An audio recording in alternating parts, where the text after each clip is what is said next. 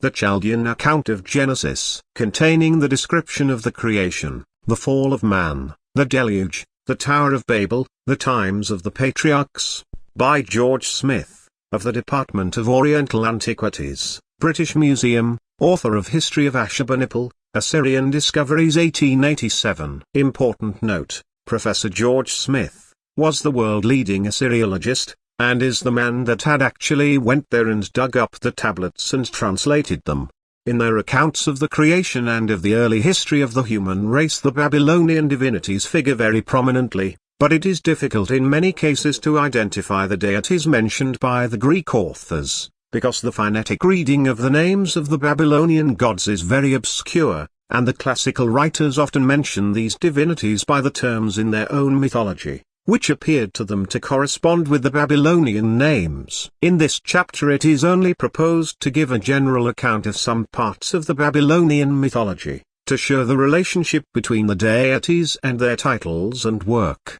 Babylonian mythology was local in origin. Each of the gods had a particular city which was the seat of his worship, and it is probable that the idea of weaving the gods into a system, in which each should have his part to play, only had its origin at a later time. The antiquity of this mythology may be seen by the fact that 2,000 years before the Christian era it was already completed, and its deities definitely connected into a system which remained with little change down to the close of the kingdom. It is probable that the gods were in early times only worshipped at their original cities or seats, the various cities or settlements being independent of each other, but it was natural as wars arose, and some cities gained conquests over others, and kings gradually united the country into monarchies, that their people of conquering cities should claim that their gods were superior to those of the cities they conquered, and thus came the system of different ranks or grades among the gods. Again, colonies were sent out of some cities, and the colonies, as they considered themselves sons of the cities they started from, also considered their gods to be sons of the gods of the mother cities. Political changes in early times led to the rise and fall of various cities and consequently of their deities, and gave rise to numerous myths relating to the different personages in the mythology. In some remote age there appear to have been 3 great cities in the country, Eridu, and Nippur, and their divinities Anu, Hea, and Bel were considered the great gods of the country. Subsequent changes led to the decline of these cities, but their deities still retained their position at the head of the Babylonian system. These 3 leading deities formed members of a circle of 12 gods, also called Great. These gods and their titles are given as 1. Anu, King of Angels and Spirits, Lord of the City of Ir. 2. Bel, Lord of the World, Father of the Gods, Creator, Lord of the City of Nippur. 3. Hea, Maker of Fate, Lord of the Deep, God of Wisdom and Knowledge, Lord of the City of Eridu. 4. Sin, Lord of Crowns, Maker of Brightness, Lord of the City of Ur. 5. Merodach, Just Prince of the Gods, Lord of Birth, Lord of the City of Babylon. 6. Vel, the Strong God, Lord of Canals and Atmosphere, Lord of the City of Meru. 7. Shamash, Judge of Heaven and Earth, Director of all, Lord of the Cities of Lasso and Sippara. 8. Ninip, Warrior of the Warriors of the Gods, Destroyer of Wicked, Lord of the City of Nippur. 9. Nergal, Giant King of War, Lord of the City of Kuta. 10. Nusku, Holder of the Golden Scepter, the Lofty God. 11. Bilat, Wife of Bel, Mother of the Great Gods, Lady of the City of Nippur. 12. Ishtar, Eldest of Heaven and Earth, Raising the Face of Warriors. Below these deities there was a large body of gods forming the bulk of the pantheon, and below these were arranged the Ijaj, or angels of heaven, and the Anunnaki, or angels of earth. Below these again came various classes of spirits or genii called Seju, Vadaku, Ikimu, Galu, and others. Some of these were evil, some good. The relationship of the various principal gods and their names, titles, and offices will be seen by the following remarks. At the head of the Babylonian mythology stands a deity who was sometimes identified with the heavens, sometimes considered as the ruler and god of heaven. This deity is named Anu. His sign is the simple star, the symbol of divinity, and at other times the Maltese cross. Anu represents abstract divinity, and he appears as an original principle, perhaps as the original principle of nature. He represents the universe as the upper and lower regions, and when these were divided, the upper region or heaven was called Anu, while the lower region or earth was called Anatu, Anatu being the female principle or wife of Anu. Anu is termed the old god, and the god of the whole of heaven and earth. One of the manifestations of Anu was as the two forms Lama and Lahama, which probably correspond to the Greek forms Dash and Dachus, cp. 50. These forms are said to have sprung out of the original chaos, and they are followed by the two forms Sar and Kisar, the Kisar, and Asaurus, of the Greeks. Sar means the upper hosts or expanse, Kisar, the lower hosts or expanse. These are also forms of manifestations of An and his wife. Aim is also lord of the old city, and he bears the names Alalu and Papsakul. His titles generally indicate height, antiquity, purity, divinity, and he may be taken as the general type of divinity. Ami was originally worshipped at the city of Ir, which was called the city of Anu, and Anatu, and the great temple there was called the house of Anu, or the house of heaven. Anatu, the wife or consort of Anu, is generally only a female form of Anu, but is sometimes contrasted with him. Thus, when Anu represents height and heaven, Anatu represents depth and earth. She is also Lady of Darkness, the mother of the god here, the mother producing heaven and earth, the female fish god, and she is one of the many goddesses called Ishtar, or Venus. Anu and Anatu have a numerous family. Among their sons are numbered Saziri, the king of the desert, Liatarak, Abugula, Kusu, and the air god, whose name is uncertain. The air god is usually called Val. He has also the name Per, and the epithets Raman, or Riman, the self-existent, and Uban, or Ben. Val is god of the region of the atmosphere, or space between the heaven and earth. He is the god of rain, of storms and whirlwind, of thunder and lightning, of floods and watercourses. Val was in high esteem in Syria and Arabia, where he bore the name of Daddy. In Armenia he was called Teisba. Yule is always considered an active deity, and was extensively worshipped. Another important god, a son of Anu, was the god of fire. His name may be read Bilkan, with the possibility of some connection with the biblical Tubal-Cain and the classical Vulcan. The fire god takes an active part in the numerous mythological tablets and legends, and he is considered to be the most potent deity in relation to witchcraft and spells generally. The most important of the daughters of Anu was named Ishtar. She was in some respects the equivalent of the classical Venus. Her worship was at first subordinate to that of Anu, and as she was goddess of love, while Anu was god of heaven, it is probable that the first intention in the mythology was only to represent love as heaven-born, but in time a more sensual view prevailed, and the worship of Ishtar became one of the darkest features in Babylonian mythology. As the worship of this goddess increased in favor, it gradually superseded that of Anu, until in time his temple, the house of heaven, came to be regarded as the temple of Venus. The planet Venus, as the evening star, was identified with the Ishtar of Ir, while the morning star was Anunat, goddess of Akkad. There were various other goddesses called Ishtar, among which may be noticed Ishtar, daughter of Sin, the moon god, who is sometimes confounded with the daughter of Anu. A companion deity with Anu is Hea, who is god of the sea, and of Hades, in fact of all the lower regions. He has two features, and corresponds in some respects to the Saturn, or Kronos, of the ancients, in others to their Poseidon or Neptune. Hea is called god of the lower region. He is lord of the sea or abyss. He is lord of generation and of all human beings. He bears the titles Lord of Wisdom, of Mines and Treasures. He is Lord of Gifts, of Music, of Fishermen and Sailors, and of Hades or Hell. It has been supposed that the serpent was one of his emblems, and that he was the Can of Berossus. These things do not, however, appear in the inscriptions. The wife of Hea was Davkina, the Davk, of Damascus, who is the goddess of the lower regions, the consort of the deep, and their principal son was Merodach, or Merodach, the Bel of later times. Merodach, god of Babylon, appears in all the earlier inscriptions as the agent of his father here. He goes about in the world collecting information. Arad receives commissions from his father to set right all that appears wrong. Merodach is an active agent in creation, but is always subordinate to his father here. In later times, after Babylon had been made the capital, Merodach, who was god of that city, was raised to the head of the pantheon. Merodach or Bel was identified with the classical Jupiter, but the name Bel the Lord was only given to him in times subsequent to the rise of Babylon. The wife of Merodach was Zirat-Banit, the Sukkoth, Benoth, of the Bible. Nebo, the god of knowledge and literature, who was worshipped at the neighboring city of Borsippa, was a favorite deity in later times, as was also his consort Tiamat. Beside Merodach, he had a numerous progeny,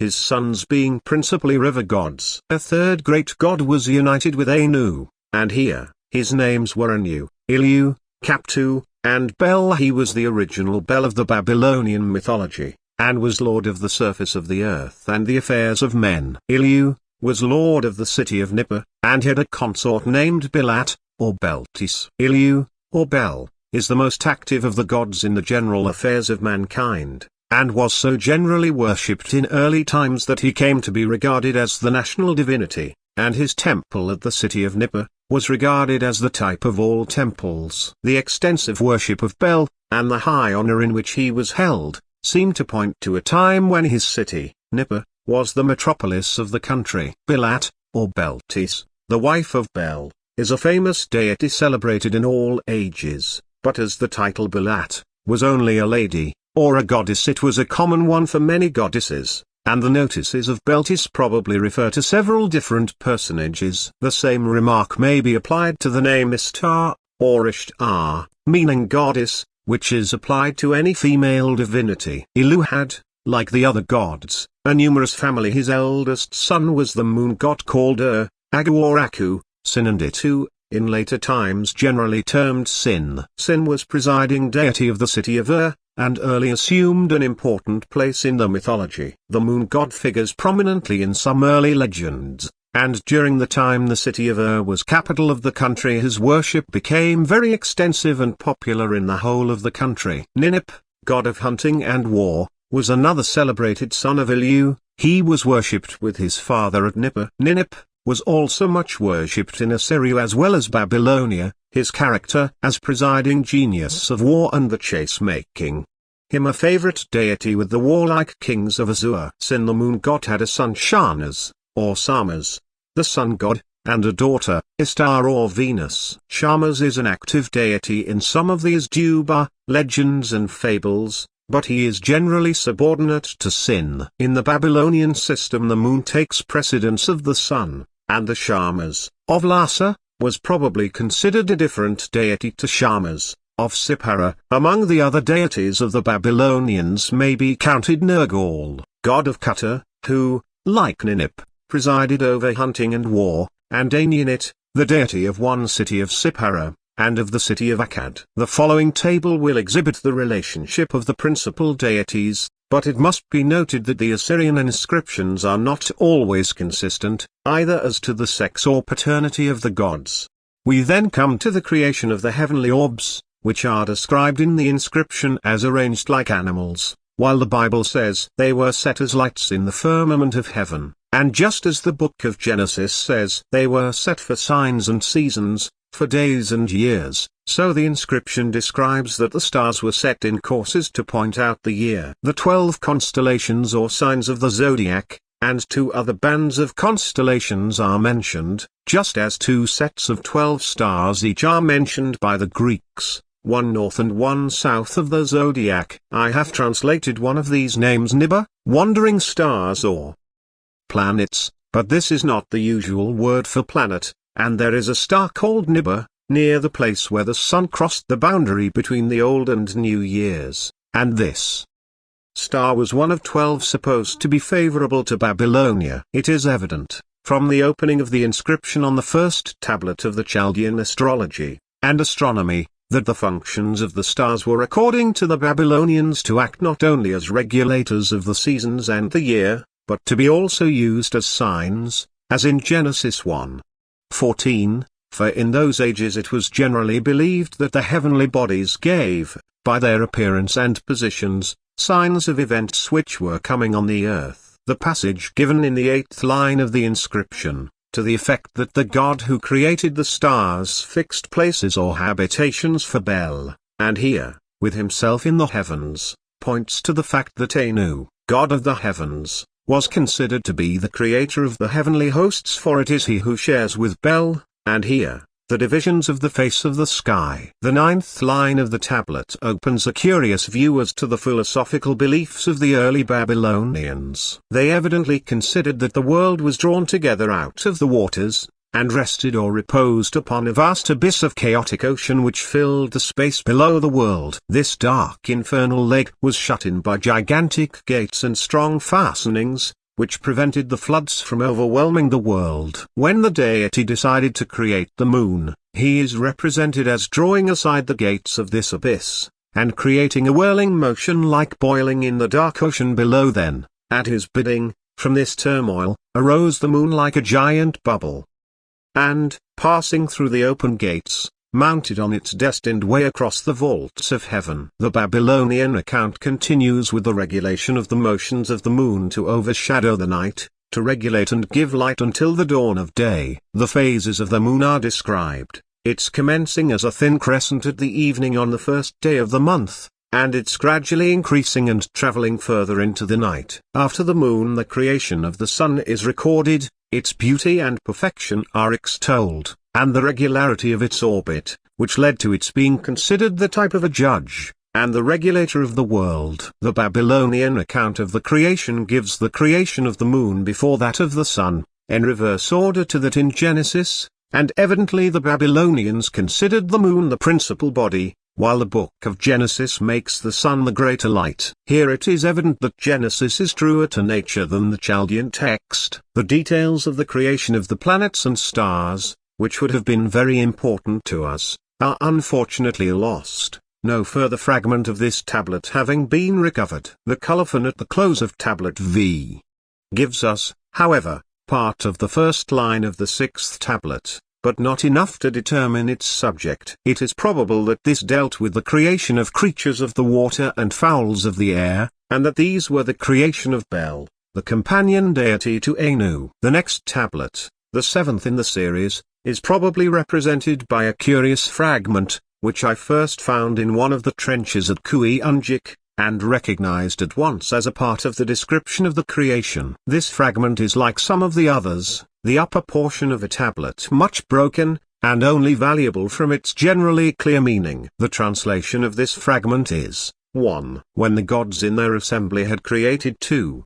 Were delightful the strong monsters 3. They caused to be living creatures 4. Cattle of the field, beasts of the field, and creeping things of the field 5. They fixed for the living creatures 6 cattle and creeping things of the city they fixed 7 the assembly of the creeping things the whole which were created 8 which in the assembly of my family 9 and the garden in Siku, the Lord of noble face, caused to be 2 10 the assembly of the creeping things he caused to go 11 flesh beautiful 12 pure presence 13 pure presence 14 pure presence in the assembly.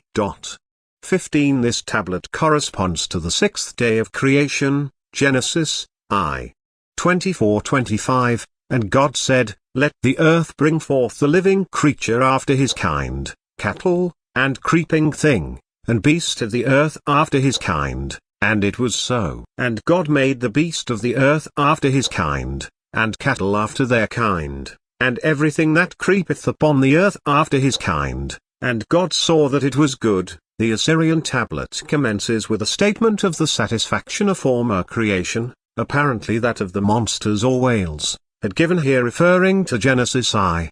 23. It then goes on to relate the creating of living animals on land, 3 kinds being distinguished, exactly agreeing with the Genesis account, and then we have in the 9th line a curious but broken account of Ninsiku, one of the names of here, creating 2 beings to be with the animals, the wording of the next fragmentary lines leading to the suspicion that this was the opening of the account of the creation of man. This, however, is only a suspicion, for the lines are so mutilated and obscure that nothing can be fairly proved from them. It is curious here, however, to notice a tablet which refers to the creation of man. In this tablet, K63, the creation of the human race is given to here, and all the references in other inscriptions make this his work. In considering the next fragments, those which really relate to man, there is great difficulty for, in the first fragment to be noticed, on one side the mutilation of the tablet renders the sense totally uncertain. In the space lost there may be a string of negatives which would entirely reverse the meaning. It is probable that the other side of the fragment is a discourse to the first woman on her duties. I think it to be the reverse of the tablet which, so far as it can be translated, appears to give the speech of the deity to the newly created pair, man and woman, instructing them in their duties. K3364 obverse, many lines lost,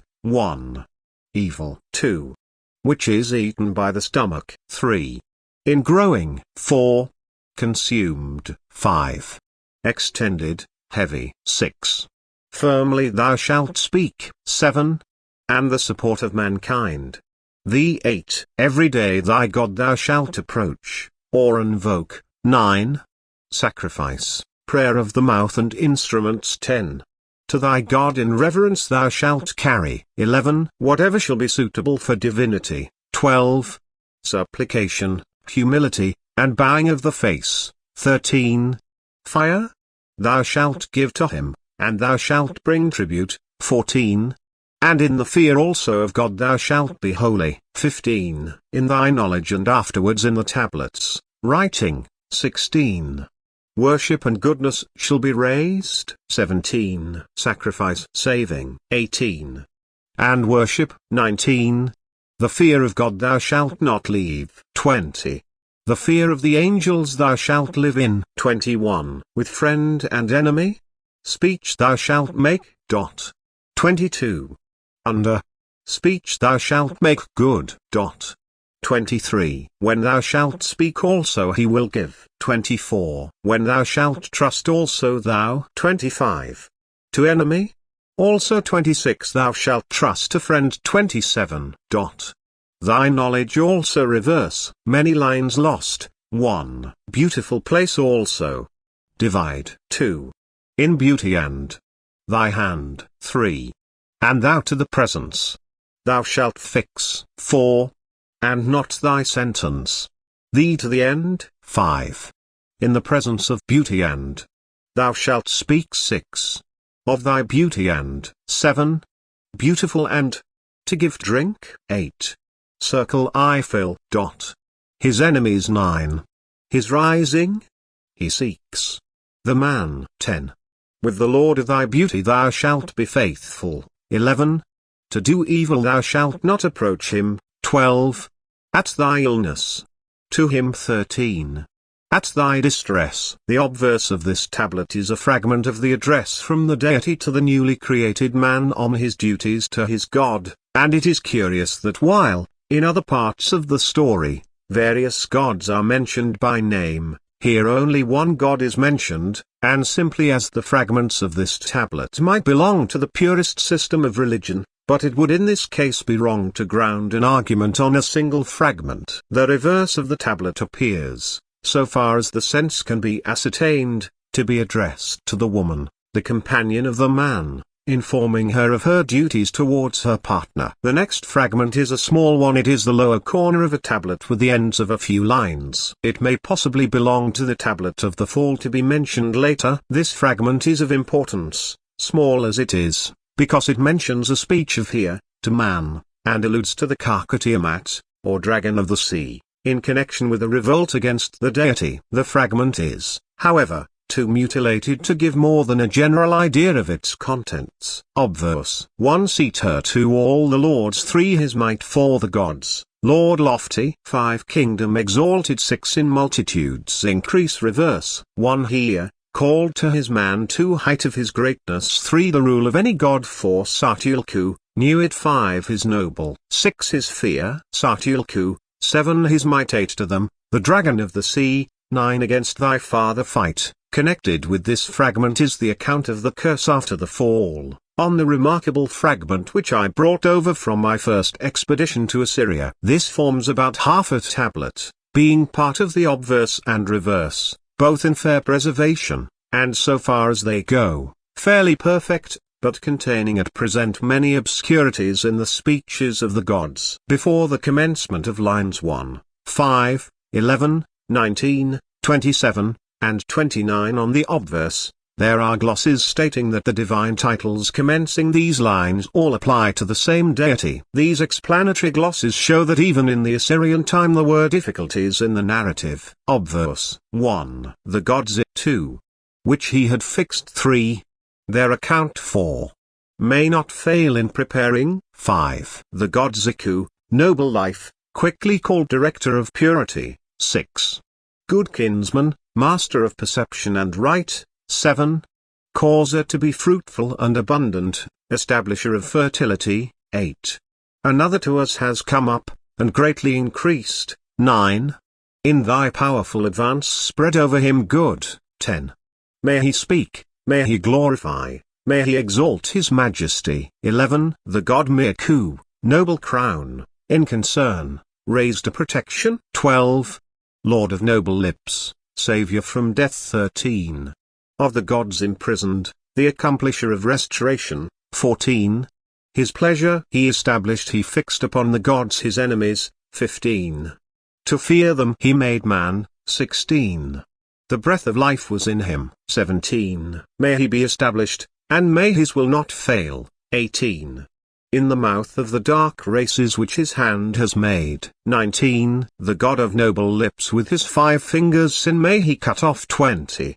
Who with his noble charms removes the evil curse. 21. The god Libzu, wise among the gods, who had chosen his possession. 22. The doing of evil shall not come out of him. 23. Established in the company of the gods, he rejoices their heart. 24. Subduer of the unbeliever. 25. Director of right. 26.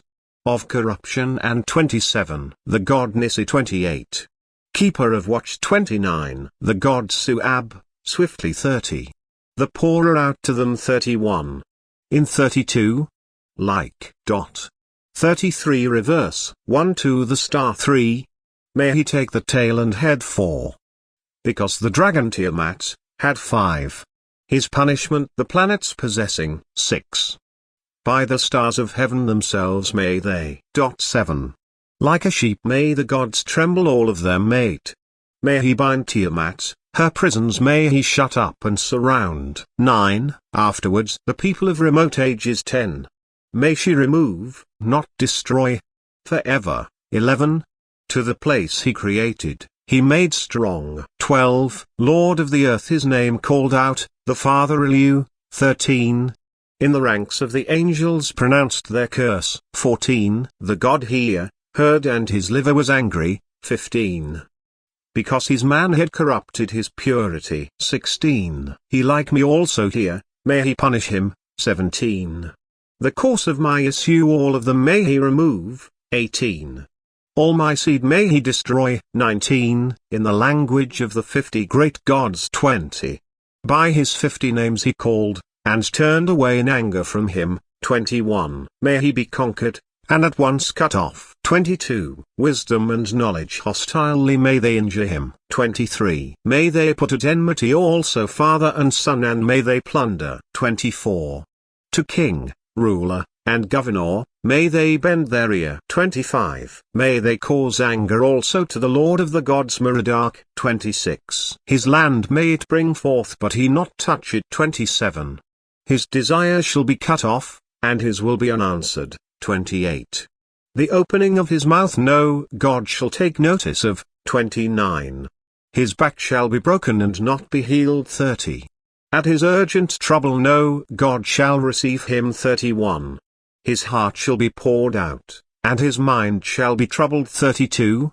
To sin and wrong his face shall come. 33. Front, In a second copy which presents several variations, lines 14 to 19 are omitted. This valuable fragment is unfortunately obscure in some parts, especially on the obverse, but the general meaning is undoubted, and the approximate position of the fragment in the story is quite clear. It evidently follows the fragment giving the creation of the land animals, and either forms a further portion of the same, or part of the following tablet. The obverse gives a series of speeches and statements respecting the newly created man, who was supposed to be under the especial care of the deities. It happens in this case that there is no clue to the reason for these speeches, the key portions of the inscription being lost, but a point is evidently made of the purity of the man, who is said to be established in the company of the gods and to rejoice their hearts. The various divine titles or names, the god of noble life, the god of noble crown, and the god of noble lips, are all most probably titles of Ea. It appears from line 18 that the race of human beings spoken of is the Zalmat Kakadi, or dark race, and in various other fragments of these legends they are called Admi, or Adami, which is exactly the name given to the first man in Genesis. The word Adam used in these legends for the first human being is evidently not a proper name, but is only used as a term for mankind. Adam appears as a proper name in Genesis, but certainly in some passages is only used in the same sense as the Assyrian word, and we are told on the creation of human beings, Genesis, v. 1, in the day that God created man, in the likeness of God made he him, male and female created he them, and blessed them, and called their name Adam, in the day when they were created. It has already been pointed out by Sir Henry Rawlinson, that the Babylonians recognized two principal races, the Adamu, or dark race, and the Saku, or light race, probably in the same manner that two races are mentioned in Genesis, the sons of Adam and the sons of God. It appears incidentally from the fragments of inscriptions that it was the race of Adam, or the dark race, which was believed to have fallen, but there is at present no clue to the position of the other race in their system. We are informed in Genesis that when the world became corrupt, the sons of God intermarried with the race of Adam, and thus spread the evils which had commenced with the Adamites. See Genesis, ch.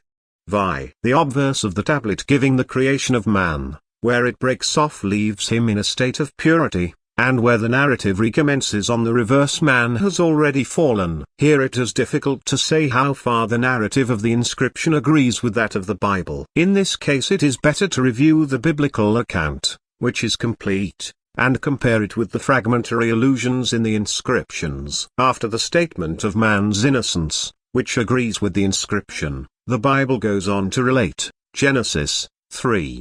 1, that the serpent was more subtle than any beast of the field, and that he tempted the woman to sin. This attributes the origin of sin to the serpent, but nothing whatever is said as to the origin or history of the serpent. The fragmentary account of the fall in the inscriptions mentions the dragon Tiamat, or the dragon of the sea, evidently in the same relation as the serpent, being concerned in bringing about the fall. This dragon is called the dragon of Tiamat, or the sea. It is generally conceived of as a griffin, and is connected with the original chaos, the Thlath, of Berossus, the female principal which, according to both the inscriptions and Berossus, existed before the creation of the universe. This was the original spirit of chaos and disorder, a spirit opposed in principle to the gods, and, according to the Babylonians, self-existent and eternal, older even than the gods, for the birth or separation of the deities out of this chaos was the first step in the creation of the world. According to Genesis,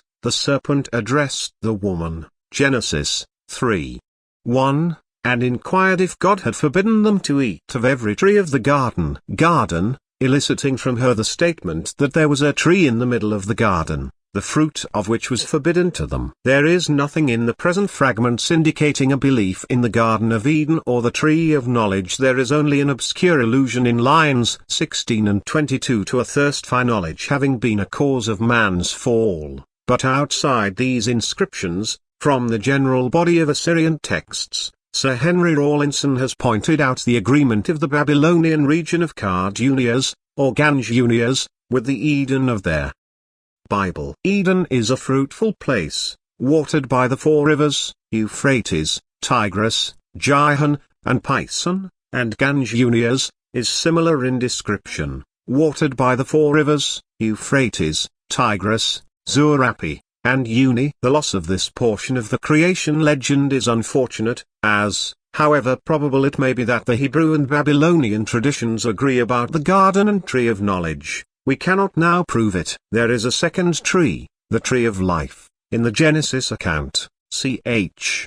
3:22, which certainly appears to correspond to the sacred grove of Anu, which a later fragment states was guarded by a sword turning to all the 4 points of the compass. In several other places in the Genesis legends, and especially in the legends of Isduba, there are allusions to the tree, grove, or forest of the gods, and this divine tree or grove is often represented on the sculptures, both in the Babylonian gem engravings, and on the walls of the Assyrian palaces and temples. When the representation is complete, the tree is attended by 2 figures of cherubims, one on each side of the sacred emblem. According to Genesis, Adam and Eve, tempted by sacred tree, or grove, with attendant cherubim, from Assyrian cylinder. The serpent, eat of the fruit of the tree of knowledge, and so by disobedience brought sin into the world. These details are also lost in the cuneiform text,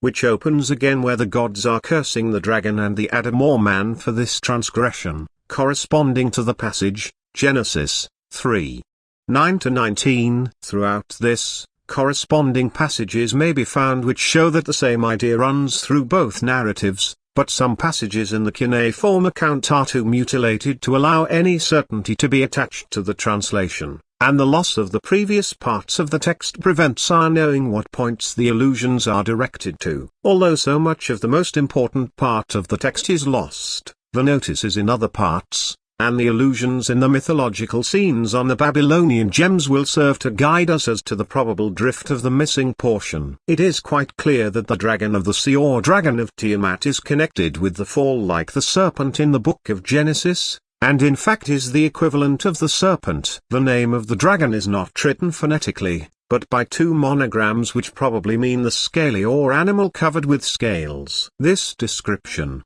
of course, might apply either to a fabulous dragon, a serpent, or a fish. The only passage where there is any phonetic explanation of the signs is in New Cuneiform Inscriptions, Volume 2.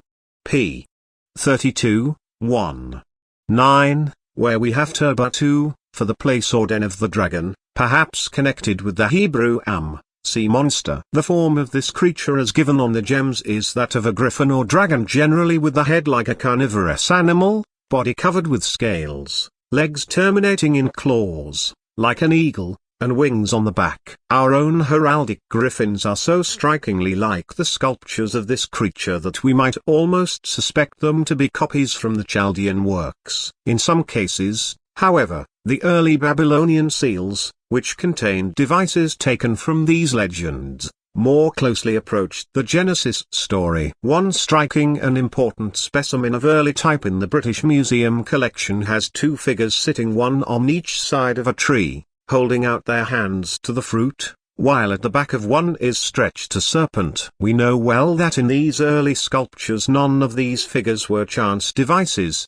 but all represented events or supposed events, and figures in their legends. Thus it is evident that a form of the story of the fall, similar to that of Genesis, was known in early times in Babylonia.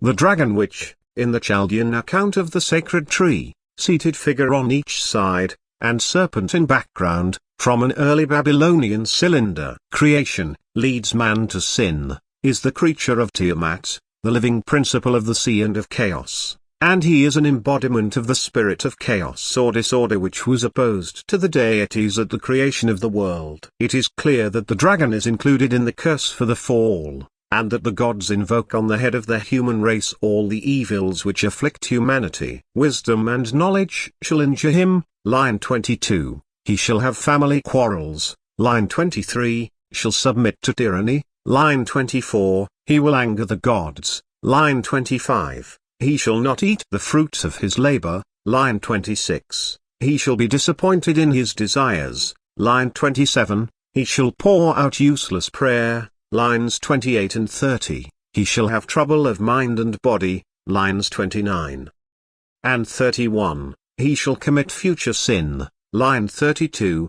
Subsequent lines continue these topics, but again our narrative is broken, and it only reopens where the gods are preparing for war with the powers of evil, which are led by Tiamat, which war probably arose from the part played by Tiamat in the fall of man. My first idea of this part was that the war with the powers of evil preceded the creation. I now think it followed the account of the fall, but I have no direct proof of this. Of the subsequent tablets of this series, which include the war between the gods and powers of evil, and the punishment of the dragon Tiamat, there are several fragments. The first of these is K 4832, too mutilated to translate. It contains speeches of the gods before the war. The second fragment, K 3473, contains also speeches, and shows the gods preparing for battle. It is very fragmentary. 1. His mouth opened to his. A word he spoke. 3. Satisfy my anger. 4. Of thee let me send to thee. 5. Thou ascendest. 6. Thee to thy presence. 7. Their curse. 8. In a circle may they sit. 9. Let them make the vine. 10. Of them may they hear the renown. 11. Cover them he set, and 12. Thee changed to them. 13. He sent me. 14. He held me. 15. He sinned against me. 16. And angrily. 17. The gods all of them. 18. Made her hands. 19. And his hand Tiamat coming. 20. Destroyed not night and day. 21. Burning. 22. They made division. 23. The end of all hands. 24. Formerly thou. Great serpents. 25. Unyielding eye. 26. Their bodies fill. 27. Fear shall cover them. Several other mutilated lines. The third fragment, K 3938, is on the same subject. Some lines of this give the following general meaning. 1. Great animal. 2. Fear he made to carry. 3. Their sight was very great. 4. Their bodies were powerful, and 5. Delightful, strong serpent. 6. Yugholu, Erbat, and 7. Days arranged. 5. 8. Carrying weapons unyielding. 9. Her breast, her back. 10. Flowing, and first. 11. Among the gods collected. 12. The god king subdued. 13. Marching in front before. 14. Carrying weapons thou. 15. Upon war. 16.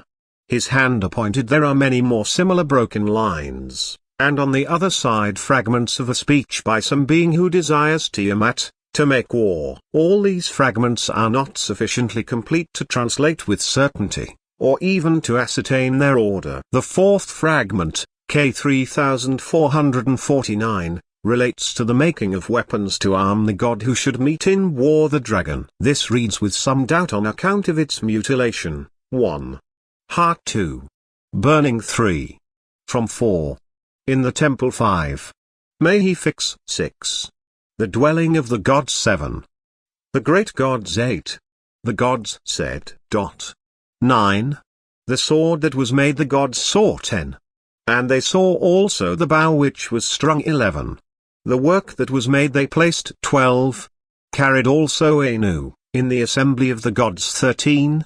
The bow he fitted. She. 14. And he spilly of the bow thus and said. 15. Noble wood, who shall first thus draw thee against. 16. Speed her punishment the star of the bow in heaven. 17. And establish the resting place of. 18. From the choice of. 19. And place his throne. 20. In heaven. 21. The next fragment or collection of fragments gives Bel encountering the dragon from Babylonian cylinder. The final struggle between Tiamat and Merodach, or Bel, and this fragment appears to distinguish between the dragon of Tiamat, or the sea monster, and Tiamat, the female personification of the sea, but I am not sure of this distinction. The Saperu, or sickle-shaped sword, is always represented both in the sculptures and inscriptions as a weapon of Bel, in this war. Sixth fragment. 1. He fixed. 2. To his right hand he distributed. 3. And quiver his hand hurled. 4. The lightning he sent before him.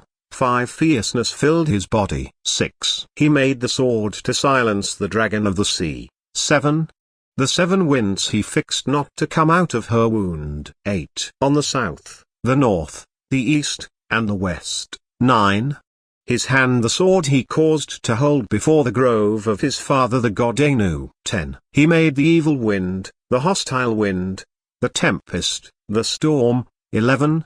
The 4 winds, the 7 winds, the wind of the irregular wind. 12. He brought out the winds he had created 7 of them. 13. The dragon of the sea stretched out, came after him. 14. He carried the thunderbolt his great weapon. 15. In a chariot. Unrivaled, driving he rode. 16. He took her and 4 fetters on her hands he fastened. 17. Unyielding, storming her. 18. With their sting bringing death. 19. Sweeping away knowledge. 20. Destruction and fighting. 21. Left hand. 22. Fear. Several other fragmentary lines. Reverse. 1. The god Sa. 2. Dwelling. 3. Before the weapon. 4. Field. 5. Above. 6. Struck to the god. 7. Them 8. Cut into. 9. Said to his wife. 10. Him to break the god. 11. Evil. Thou shalt be delivered. And 12. Thy evil thou shalt subdue. 13. The tribute to thy maternity shall be forced upon them by thy weapons. 14. I will stand by and to thee they shall be made a spoil. 15. Tiamat, on hearing this. 16.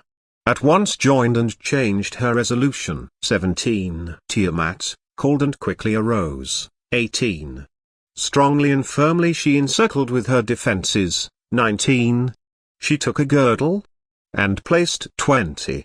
And the gods for war prepared for them their weapons. 21. Tiamat attacked the just prince of the gods Merodach. 22. The standards they raised in the conflict like a battle. 23. Bel also drew out his sword and wounded her. 24. The evil wind coming afterwards struck against her face. 25. Tiamat opened her mouth to swallow him. 26. The evil wind he caused to enter before she could shut her lips. 27. The force of the wind her stomach filled. And 28. Her heart trembled, and her face was distorted. 29. Violently seized her stomach. 30. Her inside it broke, and conquered her heart. 31. He imprisoned her, and her work he ended. 32. Her allies stood over her astonished. 33. When Tiamat, their leader, was conquered. 34. Her ranks he broke, her assembly was scattered. 35. And the gods her helpers who went beside her. 36. Trembled, feared, and broke up themselves. 37. The expiring of her life they fled from. 38. War surrounding they were fleeing not standing. 39. Them and their weapons he broke. 40. Like a sword cast down, sitting in darkness. 41. Knowing their capture, full of grief. 42. Their strength removed, shut in bonds. 43. And at once the strength of their work was overcome with terror. 44. The throwing of stones going. 45. He cast down the enemy, his hand. 46. Part of the enemy under him. 47. And the god king again. 48. Again the main difficulty arises from the fragmentary state of the documents, it being impossible even to decide the order of the fragments. It appears, however, that the gods have fashioned for them a sword and about to fight the dragon Tiamat, and Anu proclaims great honor. Fourth fragment, lines 15 to 20, to any of the gods who will engage in battle with her. Bel, or Merodach, volunteers, and goes forth armed with these weapons to fight the dragon. Tiamat is encouraged by one of the gods, Merodach, or Bel, armed for the conflict with the dragon from Assyrian Cylinder, who has become her husband, and meets Merodach in battle. The description of the fight and the subsequent triumph of the god are very fine, and remarkably curious in their details, but the connection between the fragments is so uncertain at present that it is better to reserve comment upon them until the text is more complete. This war between the powers of good and evil, chaos and order, is extra to the creation, does not correspond with anything in Genesis, but rather finds its parallel in the war between Michael and the dragon in Revelation 12. 7-9, where the dragon is called the great dragon.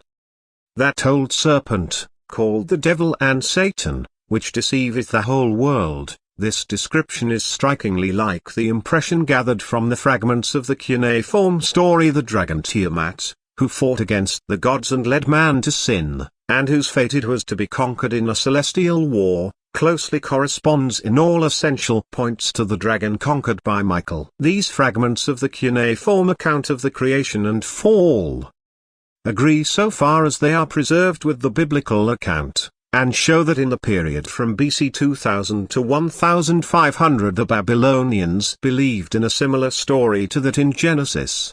Fight between Bel and the dragon, from Babylonian Cylinder.